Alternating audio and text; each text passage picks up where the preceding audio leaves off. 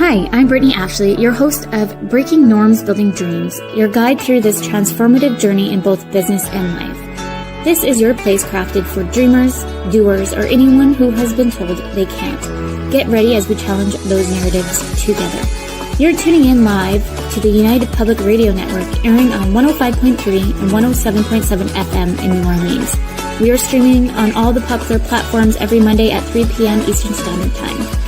Join me for a candid and thought-provoking conversation celebrating your unique journey because you are worth it. Hello, everyone. Happy Monday. As you can't be surprised, we're already here again. You're listening to Breaking Norms, Building Dreams. I'm your host, Brittney Ashley, and we are broadcasting live on the United Public Radio Network and UFO Paranormal Radio Network on 105.3 and 107.7 in New Orleans. Get ready to escape the next hour as we break norms and build dreams today with Stef. I'm so excited to have you today. Yeah, thank you. I'm not going to lie. I was dancing a little to your intro because it's so catchy. I saw you. I was like, me. Amazing. I'm so excited. Stef. I'll do a quick little bio, but then you can tell us who you are. What is happening? You can, okay. I don't know. Something techy. Per usual on a Monday. Everyone, please meet Stef.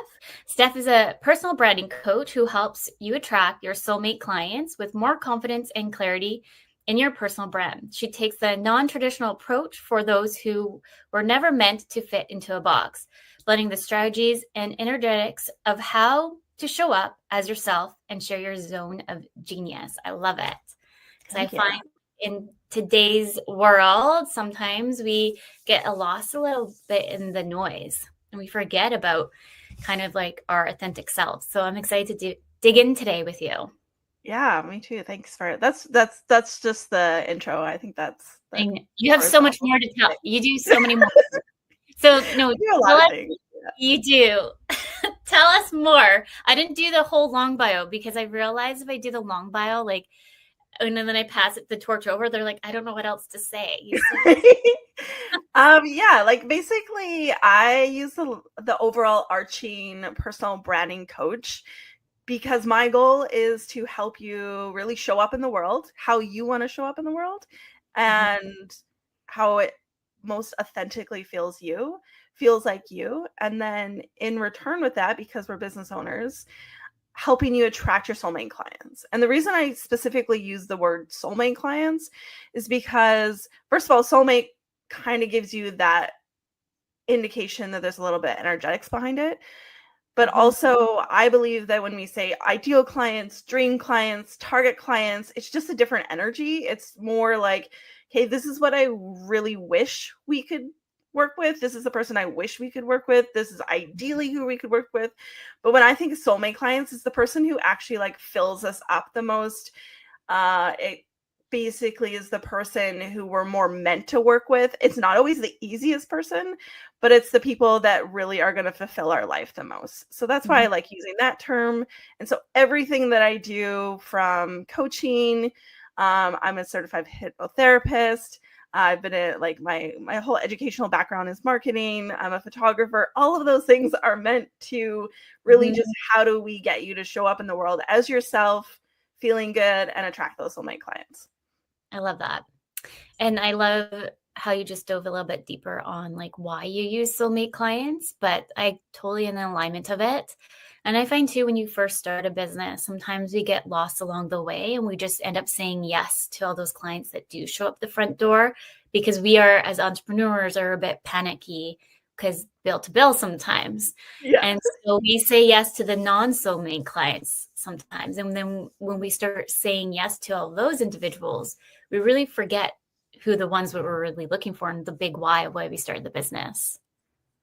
Yeah, totally agree. I know I like even for myself, like looking back, the amount of times that I would just say yes and then they end up being like red flags too. And you're like, why did I say, like, you start like going backtrack. Yeah. And like, so that's easy to say yes in the moment too, because we think we're a business. We need clients. We need money. Okay, go. Like somebody's asking for our services. And yeah, that's valid a lot of times. sometimes we just have to like, frankly, have a paycheck client, right? But how many times do we say yes to a client and then, yeah, as you said, you kind of have to backpedal, you ignored those like gut feelings, or you don't even really know who you're trying to talk to. You're just setting this like huge wide net, and then you just really do attract everybody. But what if you started to curate your audience and really be intentional with that, so that those clients, not only do they pay you what you are asking for, they often journey with you a lot longer. So like, you know, I've got Soulmate clients who've been around like every stage of my business. And so it's been like over 10 years, right? And so, you know, in the long term, if you just spend a little bit more time to figure out who those people are, they actually end up saving you time. Yes. And they really fill your life up a little bit more. Or I think, like, I say fill up your life because my personal belief is that your business is supporting your life.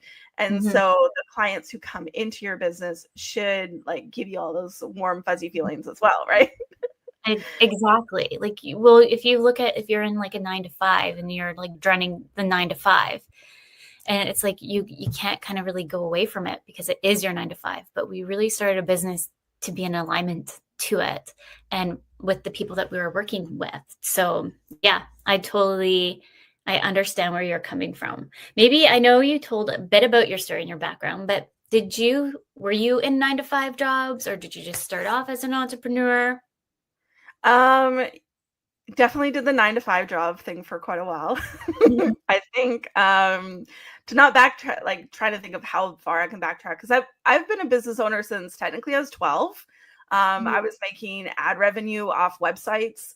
I had a Pokemon website and Sailor Moon website, and my Pokemon website had like 2,000 unique people a day, and so I was getting ad revenue from that when I was like 14 years old. And so I don't look that old, but this, to give you a little bit of context, like I'm 40. So like if you do the math and you actually do the statistics of it, I started on the internet making money when there was less than 3 people online in the world. And so that's when the journey started. So I've always been a business owner. I've always been making money on the side.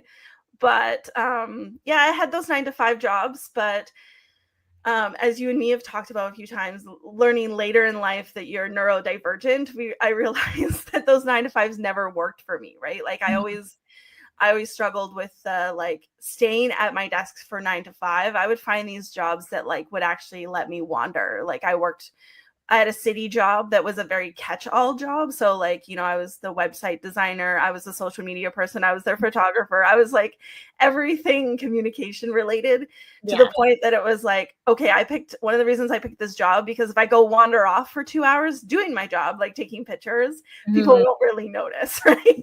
So yeah, those 9 to 5s didn't quite work for me. I remember one job that I had was like a call center, and I would cry. I would phone my mom crying every day because it was just so much pressure and so much like confinement to this like desk. And if you left your desk, you got in trouble. And anything that like you were like, okay, I have to do it this way, it's not gonna work. So I think I was born to be a business owner in that context, that like breaking those norms, as you say, right? Like it just, I think we get thrown into this, most business owners get thrown into it, not necessarily because they're like, oh, this is really, really what I want to do. It's more like I have to do it in order to fit my life, right? Yep, 100%. Like I never would have 100 years from now or back then, like I wouldn't have thought I would have been like an entrepreneur, to be honest. Just like thinking about what was an entrepreneur. I wish, to be honest, the school system should have taught us a little bit more about entrepreneurship, because I think it probably would have like triggered my mind, like, oh, maybe that's what I should have always been. Because even thinking back in like the school settings, like I got everybody like woodwork class. Did you ever do woodwork class? Yeah. And metalwork. I was so scared of all the things. I was scared because our like teacher would be like, you're going to chop your fingers off and all the, I was like, I don't want to touch it. So I recruited people from the classroom to do my work for me. And I remember my teacher being like, Brittney, like, you're supposed to do the job. I'm going to give you a B. I can't give you an A because I know so-and-so did the project. I'm like, A for effort. Right? Well, that's just it. Like, if you really look back on your life, like, are any of us actually surprised what we do? Yeah. Probably not. And that's where it's like, okay, like if you truly are like following what maybe you're in is supposed to do, and that doesn't mean that you can't ebb and flow. Like, even though I work in personal branding, like my business has evolved so much over the last like 6-7 years, and as I said, like my whole life. But like, really, if you look at an entrepreneur and you're like, what do you do? And then you ask them a little bit about their childhood, about their life, about their challenges and all that kind of stuff, it's never going to be a surprise, right? Mhm. Like, one of my favorite stories to tell is like when I was little, I used to color on the walls, and it would drive my mom crazy, obviously. That's the thing I got in trouble with the most. And it's Yeah. like, okay, like here I am 3 or 4 years old coloring on the walls. Are we surprised that I ended up as like in a creative industry, like as a graphic designer and then a photographer? No, no. I had to express myself through color. And now like it's literally my job is to help people find their brand colors of expression, right? Yes. So I love I it. love that you're already bossing people around when you were Yeah. in woodwork. But it was like in a very nice leadership style. Yeah. And like, Yeah. And now you have an agency. well, even too, like, I realized early on that people would pay a lot more for you to dog sit than taking care of their kids. Because I started in the babysitting realm. And then I remember like I think I was taking care of 3 kids.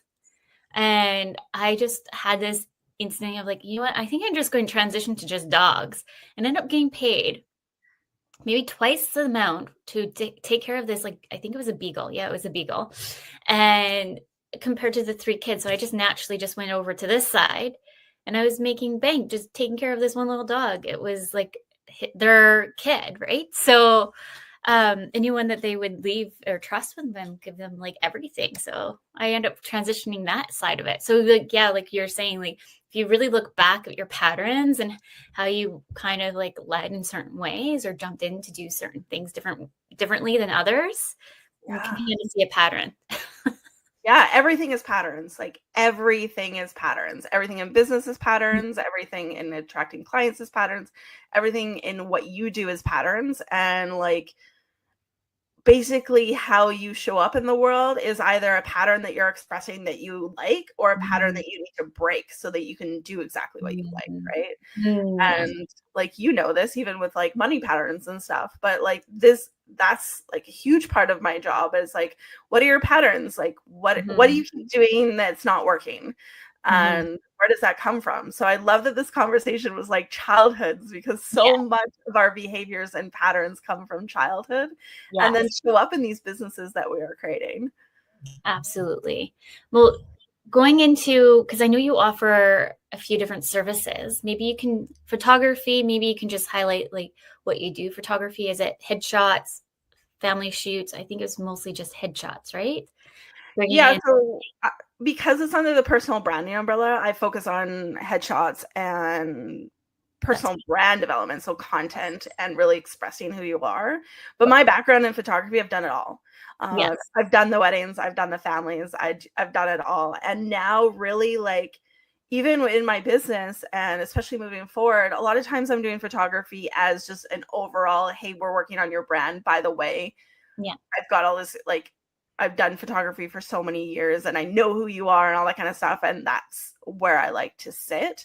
And even though we can do those like studio headshots and everything, I really love like curating this like perfect for you environment of like, again, what is going to appeal to your soulmate clients, right? So that's what I do for photography. Yeah. I was actually just like, because to get your links or whatever, I do love what you do, especially like when you're working with real estate clients. I find sometimes they think like they just need to get like the same old kind of shot. And so when I talk to, when I talk to my clients, I'm like, no, like we're not like, I'm trying, like, it's like as if you're in the 80s, right? Like we're not trying to shoot for those kind of styles. Like they need to see your personality through the lens, like of what's happening on the other side. And like, if you love to be in coffee shops, like let's go do some shots there. Or if you love to go take your dog for a walk, let's do some shots there. So it's not just like the standstill kind of same shoot that everybody else has. No, not at all. And because because I'm not just a photographer, I like to bring a lot of those other elements in too. So like, even if you're just doing like a half an hour session with me, I'm going to be like, okay, like we're going to use like hypnosis techniques to actually envision yourself in front of your client, or even maybe on vacation, so that your actual body relaxes and gets into the moment like a movie. And then naturally you connect better with your audience, right? Or like really looking at the big picture. Like I recently did photograph a realtor who I asked her, I'm like, your photo's beautiful. I think it's really nice. And she was very well put together, and her makeup was really perfect, and her hair was perfect, and all that kind of stuff. And again, it's a great image. And I'm like, but who's your client, right? Are you looking for that client who is looking for the perfect realtor? Are you looking for the client who is maybe looking for somebody a little bit more relatable? Okay, so what does that look like in your imagery, right?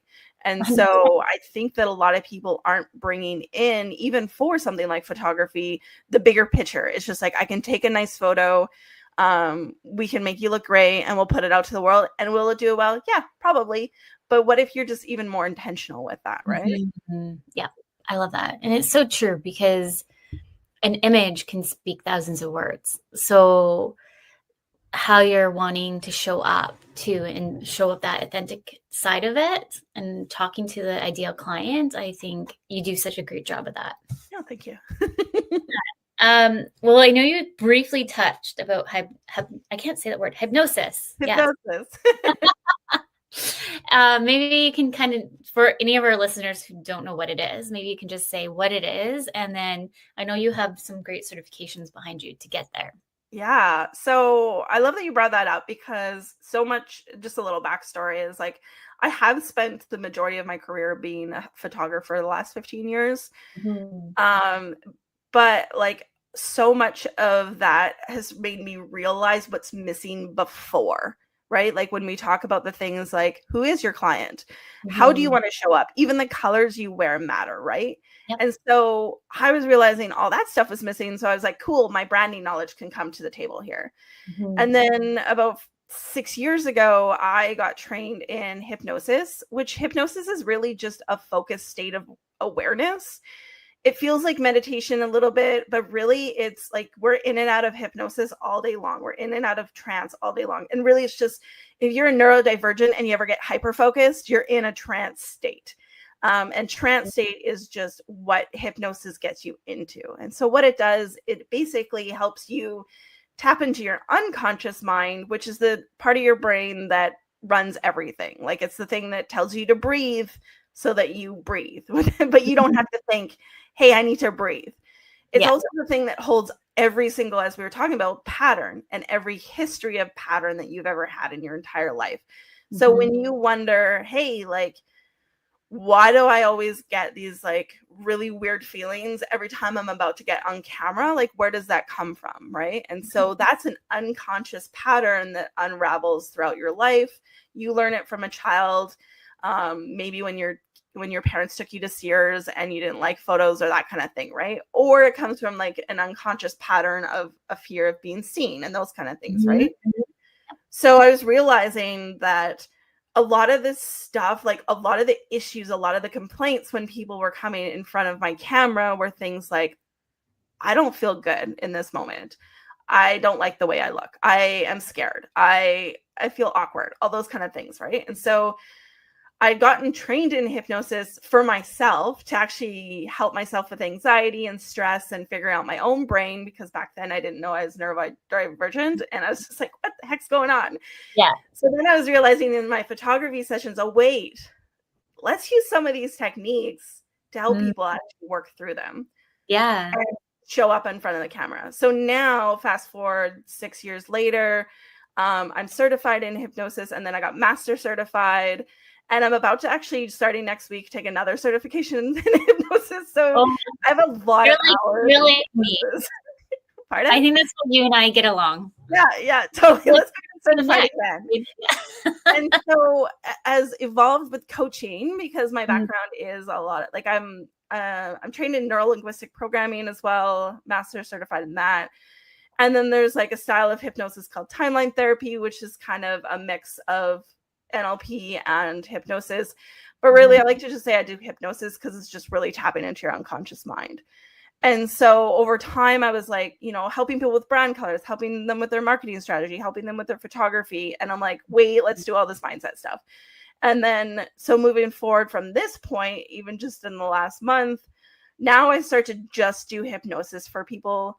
I've done this for 5 or 6 years, but now it's starting to be a really big part of my brand because a lot of people talk about marketing. A lot of people talk about how to show up. A lot of people talk about like affirmations and all that kind of stuff. Or even like there's a lot of people marketing now. And so like I want to work with the people before all that and all those stories that you tell yourself, or even like figuring out like your values in your business. This is going to all be done through hypnosis. And even like a lot of people who are trying to achieve goals in their business, if you do it through a hypnosis process, so like seeing yourself experiencing success, your brain gets the information as if it's done it before. And so the more your brain thinks it's possible, the more likely it will happen. So really, it's a lot of visualization. It's a lot of just walking you through the process. Unlike what people think with like show hypnosis, you're never going to cluck like a duck unless you really want to. It's just really a chance to tap into exactly what you want, right? Yeah. And it's usually just feels like a nice meditative experience, but just very guided and intentional. And as a trained hypnotherapist, I can be like, okay, this is what you're looking for. Okay, let's talk to your unconscious mind to make that happen. I do like that. And because we live in such a world of a lot of noise, like I did some branding for somebody like a while ago for logos, and she was creating her own brand, getting away from a partner. And so we went through this, I kid you not, like 3 to 4 months. And this is like along the guidelines of when I was doing my business coaching certification. And all of a sudden, like I was hearing her say these things and I was like, can I pause for a minute? You're saying you're making us do X, Y, and Z, but I'm hearing this. In essence, can I just ask you a question? She's like, sure. I was like, I think we're doing the exact same logo, yeah, same branding, and you just maybe want a tweak of one extra color. And she's like, yeah, that makes actual sense. I'm like, oh my God. We did like 7 or 10 different logos, and we just end up going back to the same logo. Patterns, right? And but no, sorry, go ahead. No, go ahead. I was gonna say, and like so much of us as business owners use like these mindset techniques, and maybe we're not even aware of this, but the fact that you just noticed a different pattern or even the same pattern, the fact that you even noticed that she had a pattern, you were able to slightly break what was going on there and reconfigure it for her, right? And so I think that's so cool. But yeah, like a great example of people love their patterns, whether or not they realize them and whether or not they're helpful for them. So if you can go through some of these experiences and be like, you know what, this is not helpful for me anymore, let's change it. And it's not like we have to fix ourselves. It's just, this isn't working for me anymore. Or maybe this is working for me, but how can we do it better? Right? You and I were just talking about one of the podcasts that you did. So I can totally see where it kind of went into the like a soulmate relationship piece, because really, like if you think about relationships too, like we sometimes get stuck in a pattern, like going back to patterns, sometimes falling into the same mechanisms of going in a bad relationship. Yeah, totally. Why? It's like digging back into it, right? Yeah. So I love to use the example of how I met my husband, because that's a very good example of being intentional. And then we can apply it to the same thing with business. So funny enough, I actually went to a psychic and before I met him, because I had just got out of a terrible relationship, like a very damaging, trauma-induced relationship. And I was like, I need something better. I want to find my person, that kind of thing. And so I went to this psychic and all she said was, this person you're going to laugh with.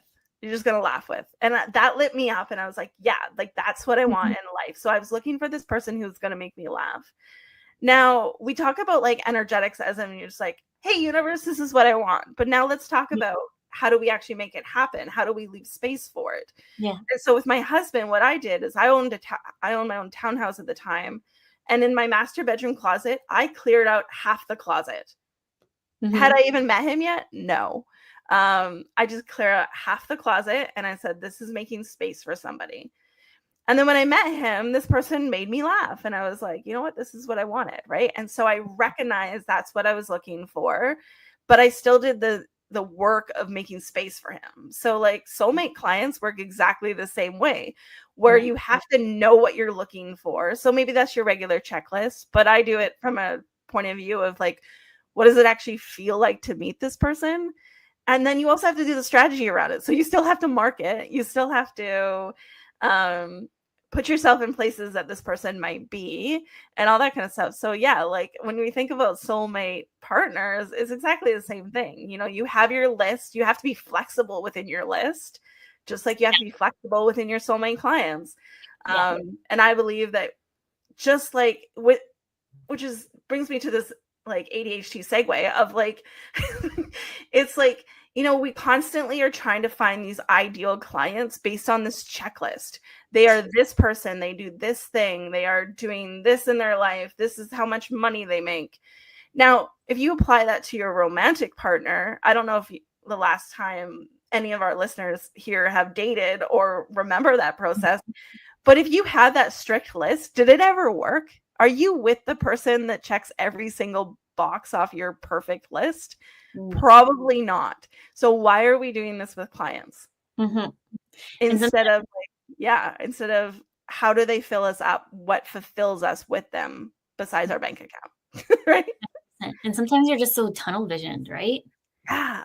Like we're like going back to patterns. Like we tend to be stuck in the patterns. We are humans, and I think we just naturally like for me, like I like my dedicated parking spot. Like I know where it's just. I was just listening to the radio too, and they're like, it's really what's the most popular places that's a pattern in your household. It's where you sit at the dinner table, and where you sit on the couch as a family.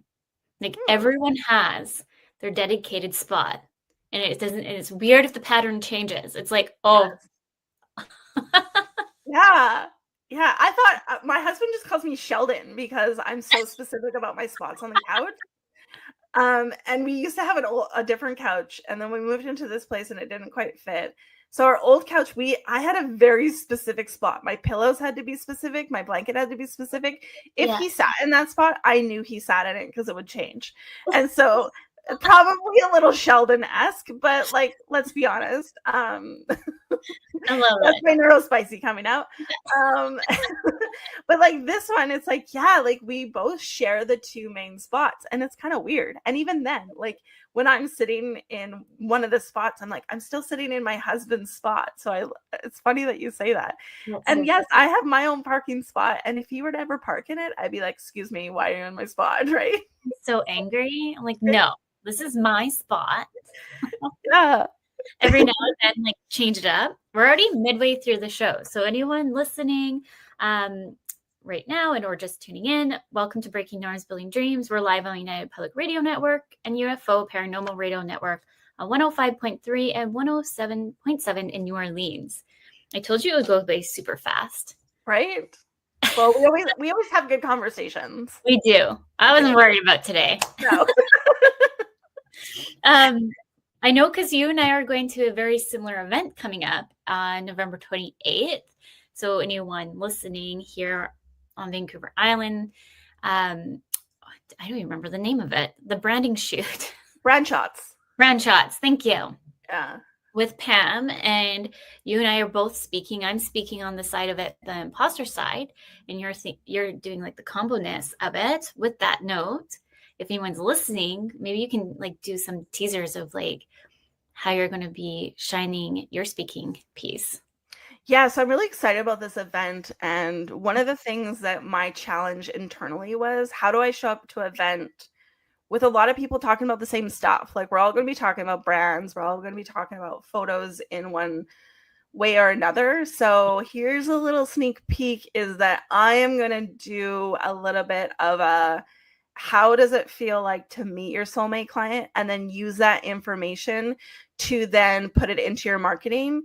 And because this is brand shots, so it's photography, I'm going to give a little insight to how do you do that and translate it into, say, brand photos on location. So like your coffee shops, your outdoor locations, right? And so it's not a super long speech or super long talk. So I want to really focus in. I know it's going to be a lot of strategy. It's going to be a lot of like basically conscious decisions in your business. So I'm going to take a little bit more. How do we tap into those unconscious feelings of what it's like to work with a soulmate client? And this is a process I use with almost every single one of my clients. It's on the fly. It takes like 10 minutes. It just teaches you to recognize what it feels like to meet a client, and just take a chance to ask your unconscious mind, hey, who do I actually want to work with? So we're going to do this live at Brand Shots. So I'm pretty excited. I'm pretty excited just to meet people there too. I still need to push mine. I don't have anything yet. I can't share anybody with It's true ADHD style. Right? Like seriously, like I don't know what it is. Like the aha moments this year of like, wow, Brittney, that's pretty much ADHD right there. Right? Like, and I don't like public speaking too, right? Like I like to like really prep. So I like opened up my computer yesterday and I was like, I'm going to do this. I'm like, maybe tomorrow. Right? Yeah. We still got time. When I speak, or even when I think of like, you know, jumping on this podcast, it's like, what can I control the timing of something, but still easily talk about it? Because I'm not somebody who can like write a speech and then rehearse it and then deliver it. I need it all. I really depend on like, what is the audience doing? I want to be able to pivot. You know, it's easiest for us to get carried away in what we're talking, you know, like even here, it's been half an hour already. Right. But like, for me, it was like, I haven't done a lot of speaking in front of a lot of audiences, but I've done enough, like just in my group programs. Yeah. And I was just like, what's going to be different from everybody else that's going to be there? And what's easy for me to deliver without thinking, how long is this? How hard is this? And then even like I was taught a format and how to do speaking, which is just basically tell them why they want to listen, why they should listen to you. Tell them your credibility, so who you are, basically. Tell them what they're there to listen to, and then follow up with questions and explanations. And it's like, I do that in every time I speak. And that's a little hidden nugget. I even do it in networking, which we're both in part of the same networking group. And so you, now that like you know that I run a format, you're probably gonna be like, No, I love it, because I think too, like a lot of us get nervous when we are not just in photography or being in front of the lens, but when we're networking too. A lot of us can be introverts, extroverts. I know I am. And like, that's one of the talks that I just did a few weeks ago. Like it was on imposter syndrome, but I talked a lot too about the confidence and how we show up in the room, and also how you put out the energy that you want to attract. And so sometimes if you are introvert, extrovert, sometimes that energy can take a lot from us when we go into a room that's even twice the size, and you're like, oh my God, like, where do I go? I don't see anybody that I know. And then you start like psyching yourself out a little bit. So it's like, how do you slowly bring up your confidence a little bit? And it's okay to give yourself that space and the boundaries to move to the side and like reevaluate your thoughts, take a minute to breathe, and just like gauge the room of where you can go next. So that was mine on like imposter syndrome / owning the confidence in the room. But like, I know for myself, like I have those moments, especially being part of like the chamber. Like I have to be really like out there sometimes. And I do need a minute to like, okay, take a minute, breathe, and let's go again. I completely resonate with that. Like, I was in a business networking international, so BNI, like, when I first launched my wedding photography business full time. So that would have been like 2014. Mm-hmm. And so I got invited to this networking thing because I was like, all right, I guess I'm doing this entrepreneurship thing full in. And so this was all before all my hypnosis training, my NLP training. And like, this was a weekly meeting that I would almost throw up before every single meeting. I would shake during 1 minute, even after like weeks of training, that kind of thing. And like, it would take me days to recover. So a 1 day a week and then days to recover. So like when people meet me now, if I say to them, yeah, you know, I'm pretty introverted, they're like, sorry, what? And so my thing is always like, okay, well, how do you recharge? But also like confidence, and I'm sure you speak to this, is like, it's a learned behavior, but it's also addressing like what's going on behind it. So I like to say like, you just got to do it, but also you can use techniques to help you get there. So like if you're speaking and you need some confidence or something, if you have a time that you remember that you were super confident, like even think of like when you were a kid and you were like flying off the swings. Like you remember when you're little, you just had no fear whatsoever. Somewhere along the lines, we learned fear, right? Yeah. So like, even if you can tap into that moment of like, before you go on stage of like, if that's an event that like, to me, that's a very vivid memory that I was little and I was like swinging back and forth and I would fly off the swings and I like land perfectly. That was a lot of confidence. And so like, I actually put myself back into my body as if I was that like 7-year-old and remember what it feels like to feel that confident. And then it actually like builds up in your body because your body remembers what that feels like. And then you go out and speak. Like that. Yeah. And so like stuff like that really goes a long way. But honestly, it's just, you got to keep doing it. Right.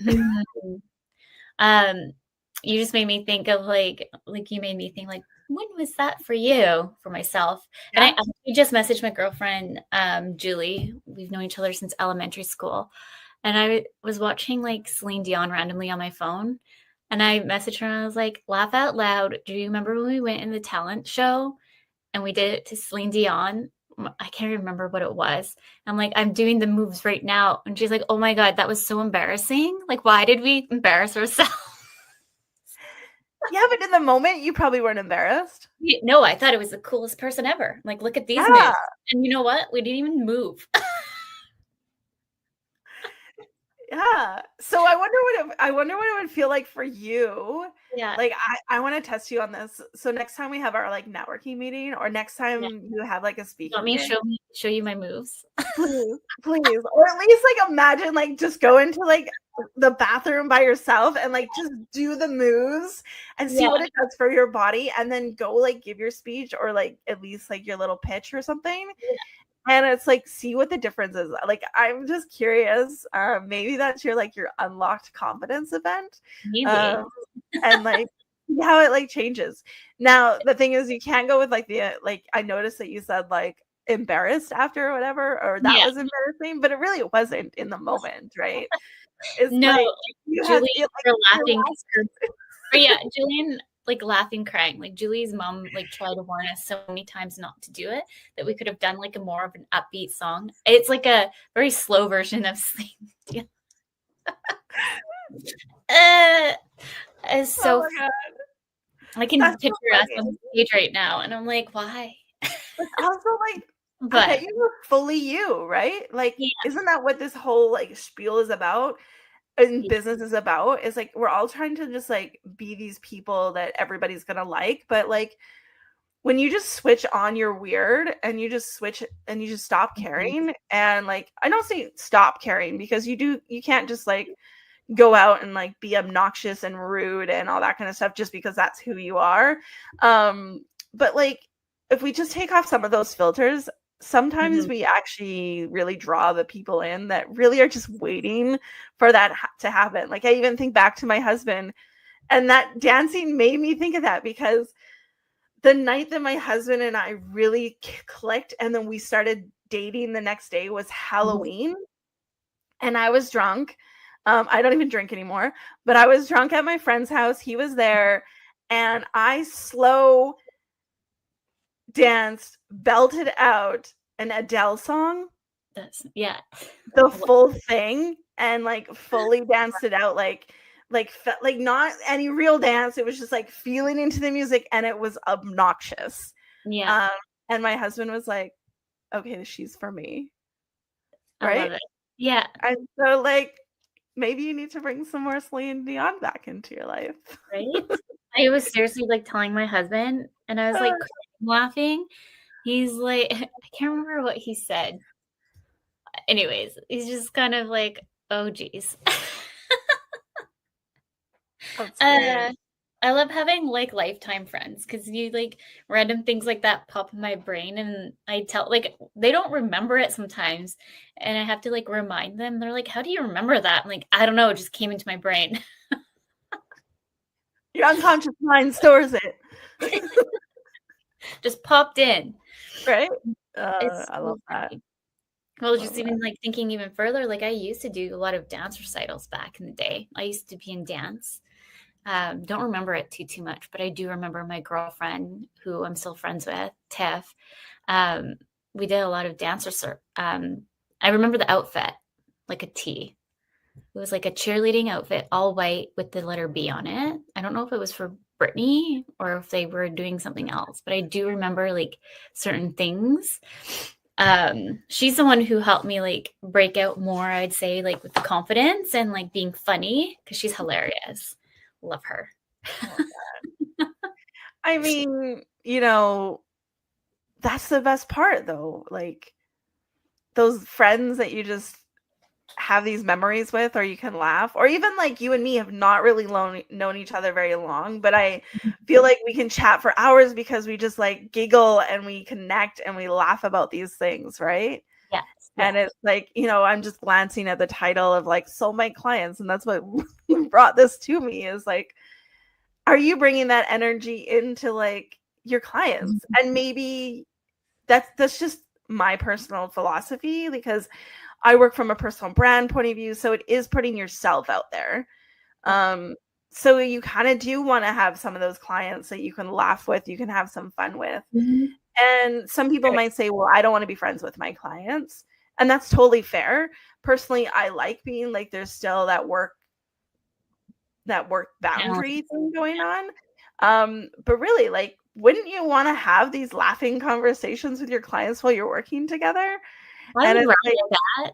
right? Like, Or like, so you have to share these weird things. Like, I would love to see you talk about like a little bit of your dance, and maybe like somebody pops out of nowhere and be like, I was a dancer, and then all of a sudden you have this great conversation, and maybe you end up using each other's services or something. Like, that's how things start, right? Like 100%. I think of so when I was a wedding photographer, I think 4 or 5 of my clients came from this wiener dog group that I ran. So I have a Dachshund, a wiener dog. You can probably see her behind me down on the floor there. I didn't even notice. Yeah, she's down. She's down there. She's sleeping right now. And so I ran this group. It was like a monthly meetup over in Langley when I was living there. And I just wanted to like socialize my dog, and I wanted to see other wiener dogs. And from that, because it was like a mutual interest, I got 5 weddings out of that. I got portrait sessions out of that. And I've even gotten a couple, like now that things have changed, like hypnosis sessions out of it. Yeah. And that wasn't my intention. Actually, even my husband and I met because we both had a wiener dog. His parents had one and I had mine, right? And so like these mutual interests and stuff do matter, right? And that's 100%. Like, it's the same as when you make a friend. You're like, I like that. And you're like, I like that. Let's be friends. And so with clients, it's like, I need this. Oh, I can do this. Okay, well, what's the deciding factor between me and somebody else? Well, we both like wiener dogs, or we both like dance, or we both have weird Celine Dion history. You know what I mean? Weird. I just like feel like in my past life I could have been like I just know all the weird like oldie music. Like I don't know where it came from. Like I know everything. That's funny. That's funny. I like it. It's so true though. Like, and like I know for me personally, like with my clients, I want to be able to have like life is too short to just be like can we just laugh at the moment? Yeah. Like there's some clients that are very like work with high executives, and I always just like, I'm like, I'll make you laugh after this call. Like it's like my mission, just to make you laugh, even if it's one thing. Yeah. Yeah. I mean, it's all about what business do you want, right? Exactly. Like I just hosted my first retreat, and so it was What was personal brand. that? Oh, it was amazing. It was a personal branding retreat, and so we talked about everybody's business. I did like a hypnosis for releasing anything that's not serving you in your business. And then I was also doing like these micro coaching sessions, and every single person was different. So it was like one person, like we pointed out some childhood trauma she didn't realize, like gently, obviously. It's not like we just triggered her, she was ready for it. Yes. And then another person like was like, what I post on Instagram. And then like another person was just like, oh, like what should I focus on today? Or another person was like, I keep charging nothing for my services. So it was just like all these different coaching things in the moment. And it was just time to like really kind of casually talk to their business. And then when they weren't talking to me, they were all talking to each other. So they were having breakthroughs with each other, because these are all people with different backgrounds, different businesses, different knowledge, right? And so it was this beautiful weekend. I say weekend, even though it was during the week. But it was 3 days. And we hung out by the ocean in Parksville. I took a few photos just for fun. And it was like hanging out with 9 of my friends while we all made more money. Because while they paid me to be there, they all walked away with big breakthroughs in their business. Yeah. And so it's like, I could never have done that with a bunch of random people, or a bunch of people who were just like, meh, you want to come work on your business? Like that just would not work. Right. And so, that's a really good example of like having these people in your world that you just connect. And then all of a sudden you're like having these, like, that was a pivotal moment in my life of just being like, wow, like this is cool. But yeah, so now I think I'm gonna have to have more retreats. I know. I was excited to hear more about how it went, because I can't remember. I couldn't make it through that time. I'll have to try to make one. Yeah, you were at an event right after it. Yeah. I'm like, I can't remember.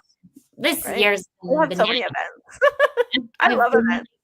I've been like, I went to Vancouver, flew over there twice, 3 times over the year, which is not like, I'm like, I don't want to go to Vancouver if I don't have to kind of person. I'd rather the island. I'm such an island girl.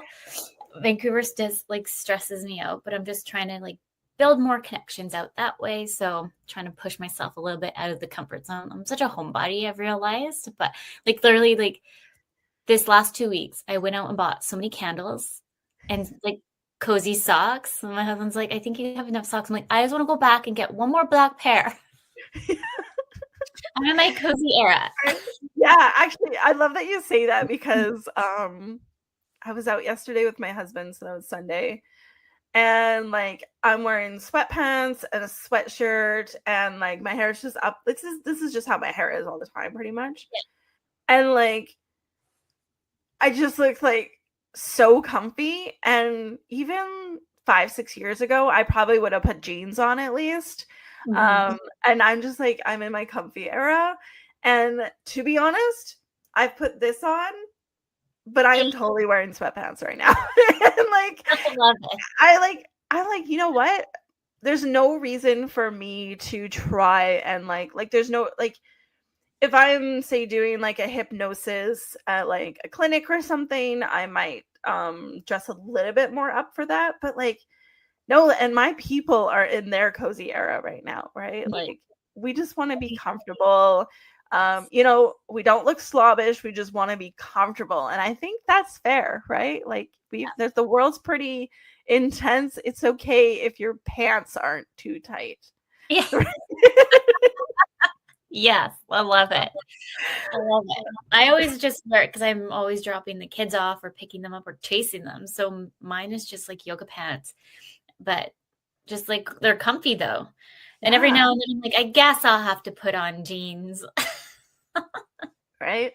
Break up just a little bit. We're almost at. Oh, sorry.